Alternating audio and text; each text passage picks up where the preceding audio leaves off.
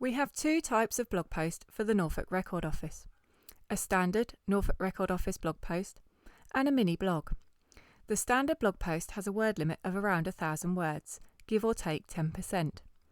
If you feel you cannot complete your blog post within that limit, you can split your blog over 2 posts. If this is the case, please talk to a member of the E&O team, as we can authorise this in rare circumstances. If you do need to split your entry into 2 posts, there will still be a 3-week period between each one being published.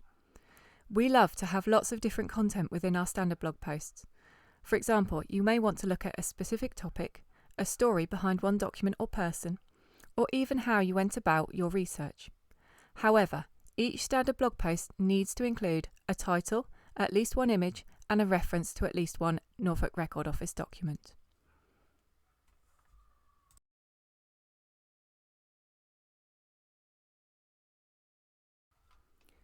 A mini blog post needs to include between 300 to 500 words. We ask that you start with just 1 or 2 paragraphs, write your content based on one particular document, and then finish with 1 or 2 paragraphs to round up. As with the standard blog post, a mini blog needs to include a title, at least one image, and reference to at least one Norfolk Record Office document.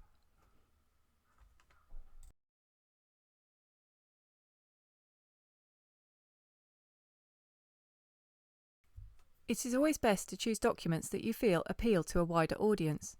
However, if it sparks your interest, it will generally spark other people's. When choosing your topic, remember it doesn't have to be about Norfolk, but it must include one of our documents to have a connection to the county. So, for example, if someone from Norfolk went on a grand tour, the post can focus on that tour without mentioning Norfolk itself. You may want to write about a Norfolk citizen's experience of fighting in the trenches during First World War. When choosing what to write about, please keep in mind some of the popular topics, such as diaries and journals. What life was like at a particular time is always very interesting. Or think about people or places within living memory. People often love to reminisce about their past experiences. If you are still struggling for a topic, you could fit into a theme or date. For example, thinking about a blog post connected to Easter or Refugee Week. Sometimes it's worth letting the documents guide you, so having a look at some of the documents suggested by us and then seeing what interests you from there. Finally, don't be afraid to change your topic. If you start off by researching a particular topic and then find the documents lead you in another direction, don't be afraid to go with it.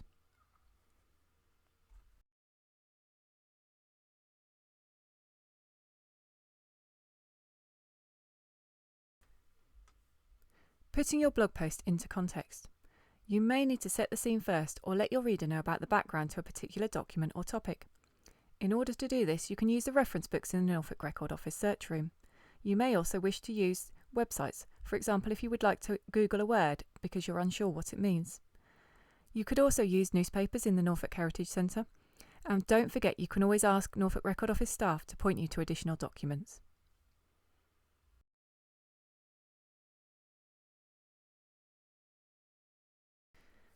You can split writing a blog post into 6 easy steps. Step 1. Start with a working title. You can change this at the end, so don't worry too much about it. Step 2. Write an introduction. This is the bit that you need to make captivating. It will be the one thing that makes people decide to click the Read More button, so you need to get people hooked straight away. Step 3. Organise your content. Make sure you use subheadings to split up your paragraphs. Step 4. Write. Don't worry about what you are writing, just write down everything that comes to you at the time. You can always go back and edit it later. Step 5. This is where you need to be editing and proofreading your post. And finally, Step 6. Change the title. So if you decide your first working title is okay, then by all means go with that one. If not, you may want to change your title to make it a little more snappy. Quite often we find that quotations from documents themselves work really well as a title.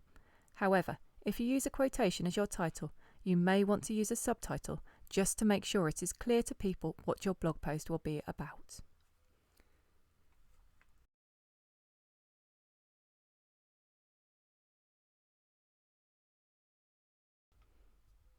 Please feel free to write in your own style. We want our readers to know that our blog has been written by many different people. However, we do ask that you are consistent throughout the post. So, for example, if you are writing about the First World War, always write World War One, or always write First World War. Don't swap between the two.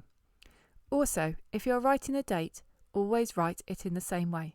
So if you write, for example, Monday the 18th of January, always write the other dates with the full day, then date, then full month. Put any quotes that you use from the documents in italics so that it is really obvious to the reader that these are quotes.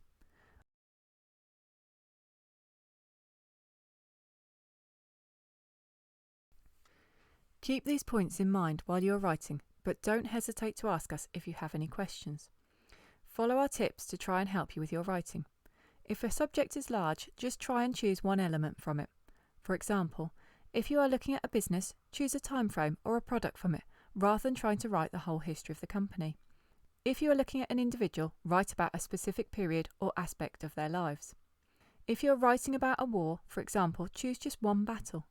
Also, check the copyright of any material which you wish to use. If it is under copyright, please don't use it. Let us know if you use an external website in your research, including the full address.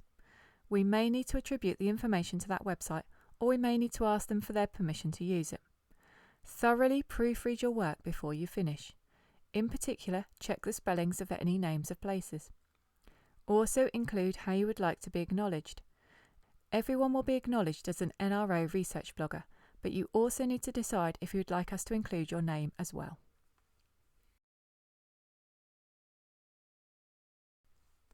If you are writing a blog post about a Norfolk woman in history, please remember the following guidelines. There is no word limit for these posts. However, they need to include the person's name, their date of birth and date of death if they are known, information about their life, and also why you feel they are significant.